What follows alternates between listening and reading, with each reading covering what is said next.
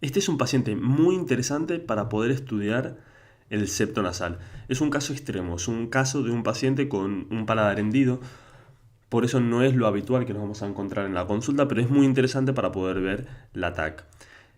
Hay que entender que el septo es una estructura que es plana, por eso los cortes sagitales nos van a dar muy poquita información. Un corte sagital a este nivel es muy difícil que vaya a coger todo el septo y cuando lo hace tampoco nos va a dar tanta información.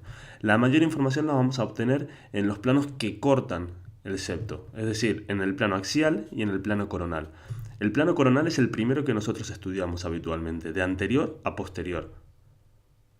Es excelente para ver tres cosas: para ver las luxaciones del pie, para ver las crestas septales y para ver el techo. Las luxaciones del pie de tabique es muy frecuente encontrarlas en traumatismos. Vamos a encontrarnos la cresta nasal del maxilar en la porción más anterior, luego la cresta nasal del palatino en la porción más posterior. Por lo tanto, tenemos esta porción ósea y esto que es el cartílago cuadrangular. Aquí vemos una luxación del pie de tabique. Es excelente para poder ver esto. Podemos ver desde qué cortes aparecen. Aparecen muy anterior.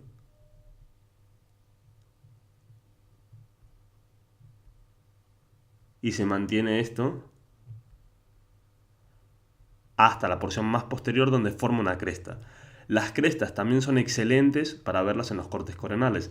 Aquí tenemos el vómer y la lámina perpendicular del etmoides.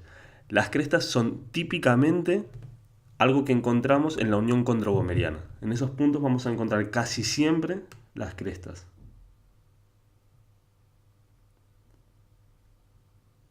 En este corte es muy difícil identificarlo. En ocasiones, cuando nos paramos aquí, podemos ver en los cortes sagitales la unión condrovomeriana. En este caso, al ser una cresta tan marcada, es muy difícil identificar en el mismo corte las dos estructuras. Otra cosa que debemos identificar en los cortes coronales es si el desvío septal aparece ya desde el techo. El techo es una estructura que es difícil ver en la consulta. No siempre conseguimos estudiarlo. Y un desvío septal que aparece ya desde el techo, desde la porción más superior, va a ser difícil de corregir en una septoplastia clásica, con lo cual es importante identificarlo en el estudio del TAC. La siguiente forma de ver el desvío septal es con los cortes axiales. Los cortes axiales nos permiten estudiar en toda su extensión el septo. Por lo tanto, podemos ver si existen desvíos en S, si existen desvíos solo hacia un nivel, y en este caso parece que existe un desvío hacia el lado izquierdo.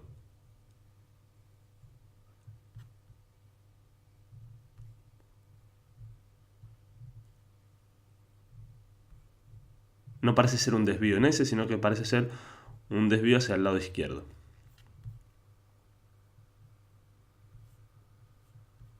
Otra cosa importante es referenciar los desvíos que encontramos. Por ejemplo, en este caso tenemos esta cresta.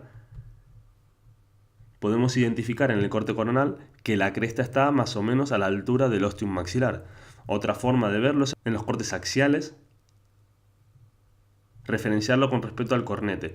Por ejemplo, en este caso ya vemos que lo vamos a encontrar más o menos a la altura de la lamela basal.